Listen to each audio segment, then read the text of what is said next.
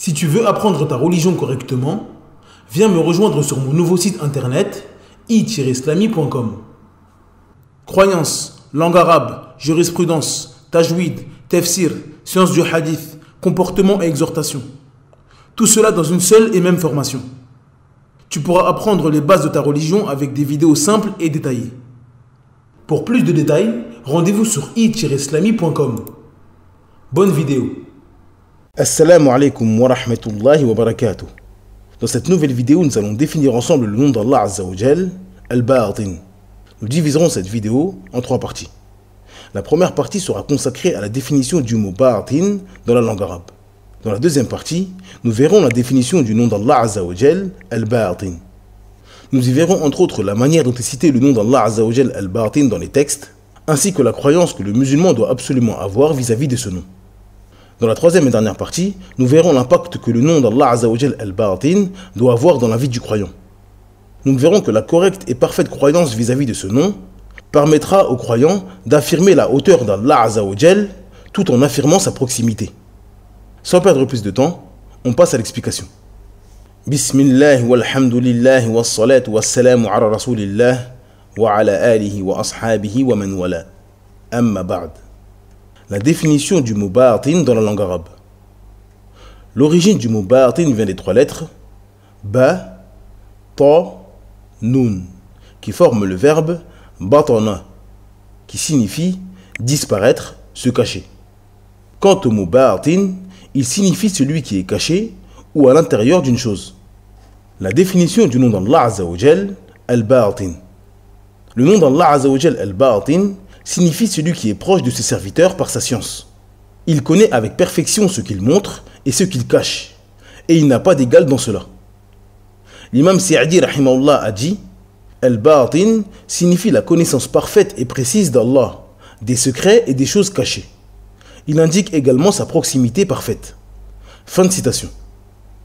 Le nom d'Allah Azza wa Jal Al-Batin dans les textes. Le nom d'Allah Azza wa Jal Al-Batin est mentionné une seule fois dans le Coran.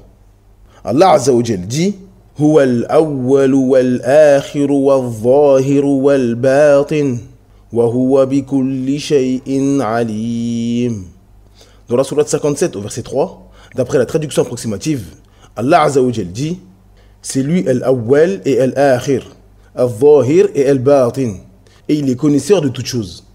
Abu Hurairah radhiyallahu anhu a dit le prophète sallallahu alayhi wa sallam avait l'habitude de s'allonger sur le côté droit et de dire avant de dormir « Ô Allah, Seigneur des cieux et Seigneur des terres, notre Seigneur et le Seigneur de toutes choses, toi qui fends la graine et le noyau, qui as fait descendre la Torah, l'Évangile et le Coran, je cherche refuge auprès de toi contre le mal de toute personne mauvaise soumise à ton pouvoir. Tu es Al-Awwal, rien ne te précède. Tu es Al-Akhir, rien ne te succède. Tu es Al-Zahir, et rien n'est au-dessus de toi. Tu es Al-Batin, il n'y a pas plus proche que toi par ta science. Acquitte mes dettes et suffis-moi face à la pauvreté. » La croyance que le musulman doit avoir vis-à-vis de ce nom. Le nom Al-Batin signifie celui qui est proche de ses serviteurs par sa science. Il sait parfaitement ce que les créatures cachent et dissimulent. Parmi les croyances que le musulman doit avoir vis-à-vis de ce nom, il y a l'affirmation du nom d'Allah Azza wa Jal, Al-Batin. Le musulman doit affirmer ce qu'Allah Azza wa Jal a affirmé pour lui-même. Et le nom Al-Batin est un nom qu'Allah Azza wa Jal s'est donné dans son livre et par le biais du messager d'Allah sallallahu alayhi wa sallam dans sa sunna. Il est donc obligatoire pour le musulman d'affirmer ce qu'Allah Azza wa Jal a affirmé pour lui-même. L'affirmation de l'attribut d'Al-Bitana.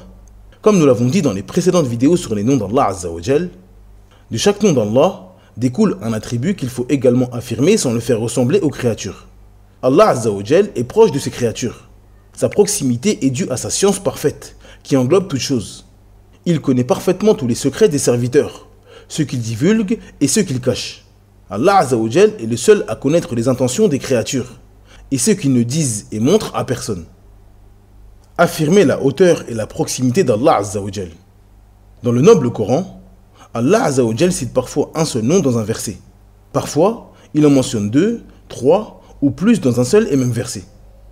Il ne fait aucun doute qu'ajouter un nom à côté d'un autre nom d'Allah Azza wa Jal augmente et multiplie ses sens. Il est donc primordial pour le musulman de s'arrêter sur les versets qui se terminent par un ou plusieurs noms d'Allah Azza wa Jal afin de méditer sur leur sens. Le nom d'Allah Azza wa Jal Al-Ba'atin n'est jamais venu seul dans les textes. Il est toujours accompagné des trois noms d'Allah Azza wa Jal, Al-Awwal, Al-Akhir et Al-Zahir. Il ne fait donc aucun doute que ces quatre noms sont intimement liés et possèdent des sens qui se complètent. La bonne et parfaite compréhension du nom d'Allah Azza wa Jal Al-Ba'atin dépendra forcément de la bonne compréhension des trois autres noms. Le messager d'Allah sallallahu alayhi wa sallam a dit: tu es Al-Awwal, rien ne te précède. Tu es Al-Akhir, rien ne te succède. Tu es Al-Zahir, et rien n'est au-dessus de toi. Tu es Al-Ba'atin, il n'y a pas plus proche que toi par ta science. Dans ce noble hadith, le prophète sallallahu alayhi wa sallam nous donne la compréhension correcte de ces quatre noms d'Allah Azza wa Jal. Allah Azza wa Jal est Al-Awwal, c'est-à-dire celui qui n'a pas de début et qui est à l'origine de toute chose. Il est également Al-Akhir, c'est-à-dire l'éternel, qui n'a pas de fin contrairement aux créatures. Il est Al-Zahir, c'est-à-dire celui qui est apparent par sa domination et sa force. Il est également celui qui est au-dessus de toute chose. Personne n'est au-dessus de lui et personne n'est plus fort que lui. Et il est Al-Ba'atin, c'est-à-dire celui qui englobe toute chose par sa science. Il est proche de ses serviteurs pieux et les accompagne par sa science et son secours. Ces quatre noms nous indiquent qu'Allah Azza wa Jal est le premier, qui est à l'origine de toute chose. Il n'a pas de début ni de fin, contrairement aux créatures. Il est au-dessus des sept cieux, élevé au-dessus de son trône, et personne n'est au-dessus de lui. Il possède la force parfaite, et rien ni personne ne peut le contraindre. Sa science englobe toutes choses, les apparentes et les cachées. Il est également proche de ses serviteurs par sa science, et les accompagne en leur donnant le secours sur leurs ennemis. Ces quatre noms d'Allah Azza wa Jal nous montrent la perfection de la vie d'Allah. Il n'a pas de début ni de fin. Ces noms montrent également qu'Allah Azza wa Jal englobe toutes choses par sa science. Il connaît parfaitement le début des choses et leur fin, les choses cachées et apparentes. Cette vidéo est maintenant terminée. Merci de l'avoir visionnée jusqu'à la fin. Pour télécharger gratuitement le PDF de cette explication, je vous invite à vous rendre sur le site i-islami.com.